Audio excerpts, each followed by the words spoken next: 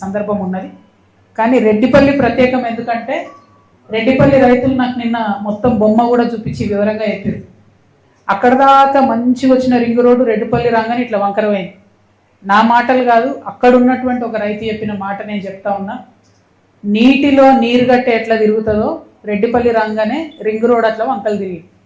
మరి ఎందుకోసం వంకర తిరిగింది రింగ్ రోడ్ అని వారిని రైతులను అడిగితే పెద్ద నాయకులు దాదాపు 3 పేర్లు చెప్పిన బీఆర్ఎస్ పార్టీలో ఉన్న పెద్ద నాయకులవి.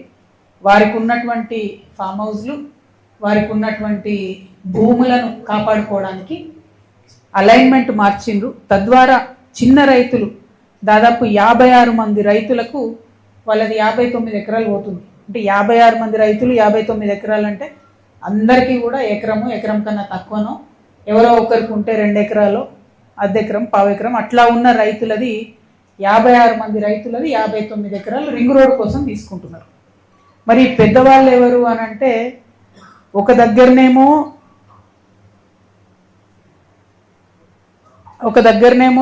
రెడ్డిపల్లి, చిప్పల్తిర్తి, తునికి ఈ 3 గ్రామాల మధ్యలో ఒక 400 ఎకరాల ఫామ్ హౌస్ వచ్చింది. దాని అలైన్మెంట్ మార్చి ఈ ఫామ్ హౌస్ పక్క నుండి పోయేటట్టు చేసుకున్నారు. తద్వారా ఆ భూమి విలువ పెరగాలని అక్కడ ఒక 5 స్టార్ రిసార్ట్ రన్ చేస్తూ ఉన్నారు. దాంట్లకు ఈ గ్రామాల ప్రజలకు ఎంట్రీ లేదట. సో ఈ గ్రామస్తులు అక్కడ ఏముందో చూద్దామని పోతే బైక్ మీద దొంగతనంగా మేము సంగారెడ్డి వాళ్ళం, హైదరాబాద్ వాళ్ళం అని చెప్తే అందులోకి రానిచ్చిలేరు. ఫంక్షన్ ఉన్నప్పుడు వాళ్ళు చూసొచ్చి చెప్పినటువంటి మాట గ్రామస్తులు, ఇది నాకు ప్రూఫ్ లేదు, కాకపోతే వాళ్ళు చెప్పేటటువంటి పేరు ఈ ఫామ్ హౌస్ హరీష్ రావు గారిది అని చెప్తా ఉన్నారు. అందుకని అలైన్మెంట్ మార్చినారని చెప్తున్నారు. అదేవిధంగా చిన్న చింతకుంట గ్రామంలో గంగుల కమలాకర్ గారికి 15 ఎకరాల ల్యాండ్ ఉంది. అక్కడ 15 ఎకరాల్లో ఆయన కెమికల్ ఫ్యాక్టరీ పెట్టాలని కూడా వారు ట్రై చేస్తే చిన్న చింతకుంట గ్రామస్తులందరూ కూడా మరి వ్యతిరేకం చేస్తే ఆ ప్రపోజల్ ఆయన ఆపేసి, కానీ ఓనర్షిప్ వారిదే ఉందని చెప్తా ఉన్నారు. నాకు క్లారిటీగా లేదు. అయితే దానికోసం అలైన్మెంట్ మార్చిరని చెప్తున్నారు. అంటే లిటరలీ వాళ్ళు నన్ను చెరువు దగ్గర తీసుకుపోయి చూపించారు. ఫస్ట్ అలైన్మెంట్లో గంగుల కమలాకర్ గారి ద్వారా ల్యాండ్ ద్వారా పోతుంది కాబట్టి మార్చిండ్రు. ఇంకొక అలైన్మెంట్ ఈ 400 ఎకరాలు హరీష్ రావు గారిది అని చెప్పబడుతున్నటువంటి ల్యాండ్ పక్క నుండి వచ్చేటట్టు మార్చిండ్రు. ఇంకొక అలైన్మెంటు మన నవీన్ రావు గారు అని ఎమ్మెల్సీ ఉంటారు, ఆయనది 18 ఎకరాల ల్యాండ్ ఉంది. ఆ ల్యాండ్ పోకుండా మార్చిర్రు అని చెప్తుంది. సరే, ఇది ఎవరి ల్యాండ్ ఏందన్నది వాళ్ళు వచ్చి క్లారిటీ ఇచ్చుకోవాలి. ఎందుకంటే గ్రామస్తులు పదే ఈ పేర్లే చెప్పారు. నిన్న మీరు అందరు కూడా చూసి లైవ్ ఉంది, సీక్రెట్ ఏం లేదు, అదే పేర్లు చెప్తూ వచ్చారు. ఇక్కడ నా బాధ ఏంటంటే ఇట్లాంటి విషయాలు కేసీఆర్ గారికి తెలిస్తే ఎట్టి పరిస్థితుల్లో వాళ్ళు ఒప్పుకునేవారు కాదు. ఇది నేను ఇక్కడ అబ్జర్వ్ చేసిన నిన్న మెదక్లో. ఎందుకు ఓడిపోయినాం మెదక్ అని ఆలోచన చేసి ఇట్లాంటి పనులు చేయడం వల్ల ఓడిపోయాను. కేసీఆర్ గారి కళ్ళకు గంతలు కట్టి ఇట్లాంటి పనులు చేయడం ద్వారా ఓడిపోయాను. సరే, నేను బీఆర్ఎస్లో లేను, కానీ లోపాలు ఏంది అని అనలైజ్ చేసుకోవాలి కాబట్టి చెప్తాను. పక్కన నర్సాపూర్ పోయినాం, తొగొంట పోతుంటే షెడ్ మన మడిగలు ఉంటాయి కదా, మడిగలల్లో ఎస్టీ బాలుర హాస్టల్ నడిపిస్తారు, ఎస్టీ బాయ్స్ హాస్టల్. మడిగలు, లిటరల్లీ మడిగలు 5వ తరగతి నుంచి 12వ తరగతి వరకు పిల్లలు ఉంటారు. అంటే ఏంటంటే ఆ మడిగే పక్కకే రోడ్డు పోతుంది, స్టేట్ హైవే, విపరీతమైన స్పీడ్తో వెహికల్స్ పోతుంటాయి. ఆ టీచర్లకు ఎంత కష్టం అంటే ఆ పిల్లల్ని కాపాడుకోవాలి, వాళ్ళు బయటకు పోకుండా. పిల్లలు ఆడతారు, మగపిల్లలు దుందుడుకు ఉంటారు. ఏమైనా అయితే ఎవరు రెస్పాన్సిబిలిటీ? మనకేం అవసరం లేదు. ఎందుకంటే ఆ మడిగలకు ఎక్స్ఎమ్మెల్యే మదన్ రెడ్డి గారికి నెలకు 1,60,000 రూపాయలు కిరాయి వస్తుంది, బాజాప్తా బై చెక్ వస్తుంది. అంటే ఈ హాస్టల్ని ఎస్టీ బాయ్స్ హాస్టల్ ఏదైతే పెట్టిరో అది కనుక కేసీఆర్ గారు చూసుంటే ఎట్టి పరిస్థితులలో ఒప్పుకునే వాళ్ళు కాదు. ఎస్టీ బాయ్స్ హాస్టల్ శాంక్షన్ చేసిరు, దానికి డెఫినెట్గా ఒక సేఫ్ బిల్డింగ్ ఉండాలి. అంటే అప్పుడున్న ఎమ్మెల్యే గారు ఆయన మడగలు ఇచ్చేసాడు. ఎంత అన్యాయం అండి. సరే పోనీ టెంపరీగా లేదో ఒక 2 నెలలు 3 నెలలు నలిపినట్టు ఒకటి. 5 సంవత్సరాల నుంచి అదే కథ. 5 సంవత్సరాలలో మార్చుకోరాదా? పోనీ 2 నెలలు 3 నెలలు ఐ అండర్స్టాండ్. కానీ 5 సంవత్సరాల తర్వాత కూడా ప్రత్యేకంగా బిల్డింగ్ కట్టించకుండా, లేదు మంచి బిల్డింగ్లోకి మార్చకుండా చాలా అన్యాయం. ఇది చాలా దారుణం. ఇప్పుడున్న ప్రభుత్వాన్నన్నా నేను రిక్వెస్ట్ చేస్తున్నా, ఇమీడియట్గా హాస్టల్ మార్చండి దయచేసి. నేను వెళ్ళి చూసిన, అక్కడ కూర్చొని పిల్లలతో పాటు తిన్నా, మంచిగా ఉంది, ఫుడ్ బాగుంది, టీచర్స్ ప్రయత్నం చేస్తున్నారు. కానీ ఎంత ప్రయత్నం చేసినా రోడ్డు మీద కూర్చొని వాళ్ళు ఏం చదవాలి, ఆ పొల్యూషన్ ఎట్లుంటుంది, దయచేసి ఆలోచించవలసిందిగా ఇప్పటి ప్రభుత్వానికి నేను చెప్తా ఉన్నా.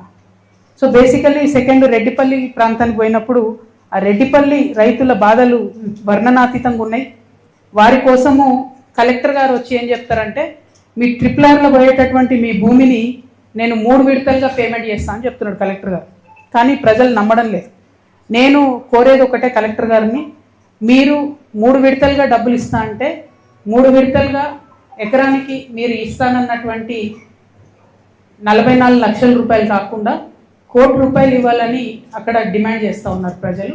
అది కూడా మీరు రిటర్న్లో ఇవ్వండి, రాసి ఇవ్వండి, మేము 3 దఫాలుగా ఈ ₹1,00,00,000 పేమెంట్ చేస్తామని రైతులు భూమి ఇవ్వడానికి రెడీగా ఉన్నారు. లేదంటే అక్కడ కాళేశ్వరం కాలువ ఏదైతే ఆ ఊరు నుంచి పోతుందో అక్కడ ఒక 156 ఏకర్స్ 156 ఎకరాలు ఎక్సెస్ ఉన్నది ల్యాండ్.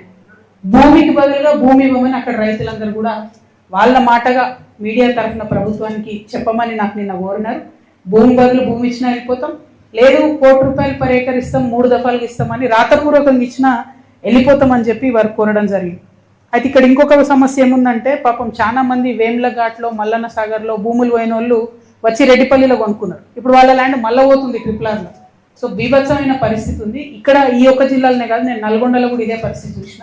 సో నేను ప్రభుత్వాన్ని రిక్వెస్ట్ చేసేది ఏంటంటే, డబుల్ ఎవరి అయితే మనం ల్యాండ్ అక్వైర్ చేస్తున్నామో వాళ్ళకు కొంత సానుభూతితో ఆలోచించి మంచి ధర ఇవ్వవలసిందిగా నేను రిక్వెస్ట్ చేస్తూ ఉన్నాను. ఆ తర్వాత మేము గన్పూర్ ఆయకట్టుకు పోయినాం, ఏడుపాయల దుర్గమ్మను దర్శించుకున్నాం. అయితే అమ్మవారు సంవత్సరం పొడుగుతా ప్రతి సంవత్సరం ఒక 60 రోజులు మునిగిపోతూ ఉన్నారు కాబట్టి గన్పూర్ ఆయకట్టు ఎత్తు పెంచాలి అని చెప్పి మేము డిమాండ్ చేస్తూ ఉన్నాం. ఎత్తు పెంచడానికి డబ్బులు ఆల్రెడీ శాంక్షన్ అయి ఉన్నాయి. కానీ ఇరిగేషన్ మంత్రిగా మరి అప్పుడు హరీష్ రావు గారే ఉండే, కానీ ఆయన ఎందుకో మరి పట్టించుకోలేదు.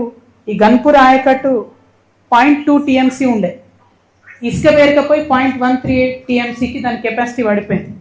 సో తర్వాత డెసిషన్ జరిగింది 0.3 TMCకి కెపాసిటీ పెంచాలని చెప్పి 43 కోట్ల రూపాయలు 2016లో మంజూరు చేశారు.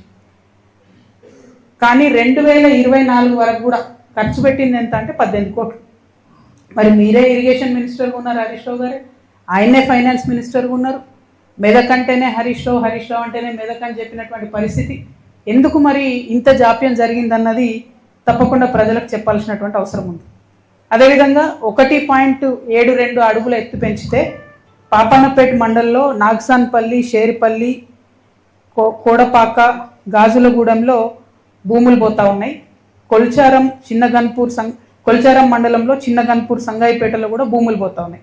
అయితే భూములు అక్వైర్ చేసుకోవడానికి 13 కోట్లు కావాల్సి ఉంటే కేవలం 5 కోట్లు రిలీజ్ చేసి. అయితే ఇక్కడ మెదక్లో నేను ఒక పెక్యులియర్ సిచ్యువేషన్ అబ్జర్వ్ చేసిన, వేరే జిల్లాలో లేనటువంటిది. మొదలుపెట్టిండ్రు 3 ప్యాకేజీలు కాళేశ్వరం 17, 18, 19. అవసరమైన డబ్బు ఎంత అంటే 2,562 కోట్లు. కానీ ఇచ్చింది ఎంత?